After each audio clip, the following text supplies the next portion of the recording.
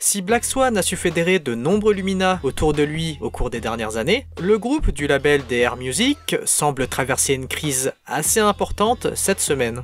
Le 12 novembre dernier, le compte Access Leia publia un post assez controversé. L'auteur de la publication affirme que les screenshots affichés proviendraient d'une conversation entre des proches de Leia. Dans les échanges, de graves allégations pèsent sur Fatou. La idole brésilienne subirait a priori de l'intimidation, des provocations, ainsi que de la pression psychologique de la part de la jeune sénégalaise. Leia aurait apparemment déjà porté le sujet auprès des dirigeants du label, mais sans succès. Une partie des internautes ne prirent pas les accusations au sérieux, d'autant plus que l'orthographe utilisée était assez maladroite et laissait penser à des propos tenus par une personne non native. Cependant, un tweet de Leia vint rapidement semer le doute parmi les sceptiques. Não acho legal ficarem falando do português dos outros. Todo mundo sabe que no Brasil nem todos têm a opção ou oportunidade de estudar.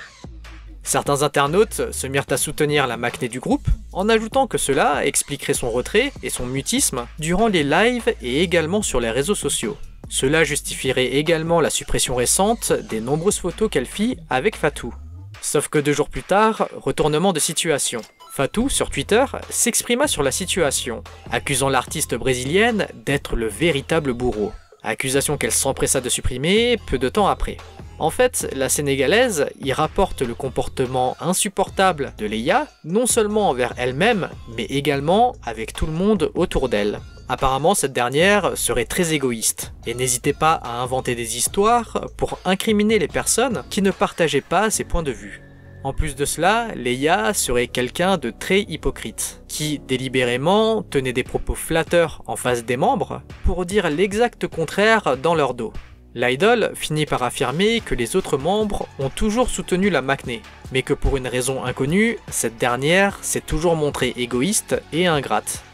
Black Swan n'est pas le seul groupe traversant des turbulences cette semaine. Après le départ d'Elki l'année dernière, c'est maintenant Sawn qui coupe les ponts avec Cube et par la même occasion quitte CLC. De manière inattendue, ce 16 novembre, Cube partagea un communiqué officiel déclarant la fin de contrat avec l'artiste Thaï. Le label y affirme que la rupture de contrat émane d'un commun accord avec Sawn. Plus tard, c'est l'idole elle-même qui confirme les dires de Cube en postant un message sur les réseaux. Si les raisons du départ de Sawn restent encore inconnues, certains spéculent sur les motifs respectifs d'une telle décision. Le scandale autour des produits blanchissants que Sawn avait conseillé au personnage d'Ali dans Squid Game fut une des raisons que les internautes apportèrent pour justifier la rupture de contrat de la part de Cube.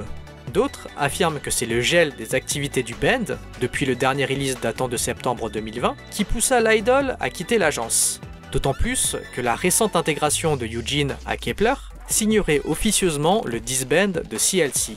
Avec ces 2 membres internationaux en moins et l'intégration de Eugene à un autre groupe, l'avenir des filles reste vraiment incertain.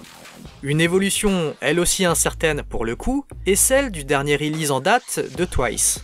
En effet, les netizens sur Natepan s'étonnèrent du médiocre succès de Scientist et de son classement dans les charts. Si les filles nous ont habitués à des perfect kills dans les charts musicaux, le dernier MV, lui, ne réussit pas l'exploit habituel. Les netizens s'alarment sur le ranking du titre, qui atteint de tristes records 2 jours seulement après son drop. Sur Jenny, le titre se place à la 144e place, tandis que sur Melon, il bute à la 95e. C'est encore plus bas que Loco de Itzy, qui d'une part fut assez mal accueilli par le public, et d'autre part est le band junior de la même agence.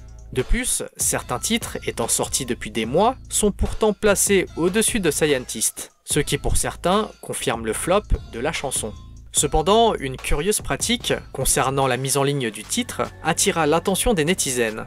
Pour le drop de cet album, JYP décida étrangement d'uploader ce dernier à 14 h le vendredi. Cependant, JYP a pour habitude de mettre en ligne les titres du band à 18 h le lundi. C'est en fait là une pratique assez répandue dans l'industrie de la K-pop. Cela permet de maximiser le score des charts coréens qui ouvrent leur compteur dès le lundi soir. Mais alors pourquoi le label décida-t-il de changer le jour de l'upload?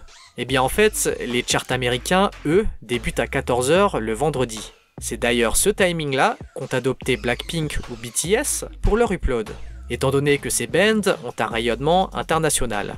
Ici, la stratégie de JYP paraît claire. Après s'être lancé à la conquête du marché international avec le premier titre totalement en anglais de Twice, le label pensait avoir ouvert une brèche dans les charts américains.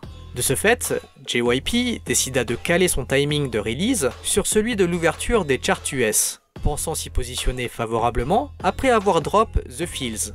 Mais à vouloir viser l'audience mondiale en délaissant celui coréen, le label perdit à la fois l'un et aussi l'autre. Bon les amis, comme d'habitude, on se retrouve la semaine prochaine pour une nouvelle vidéo. En attendant, lâchez votre like, abonnez-vous et activez la cloche. Allez, on se dit à toutes et bye bye!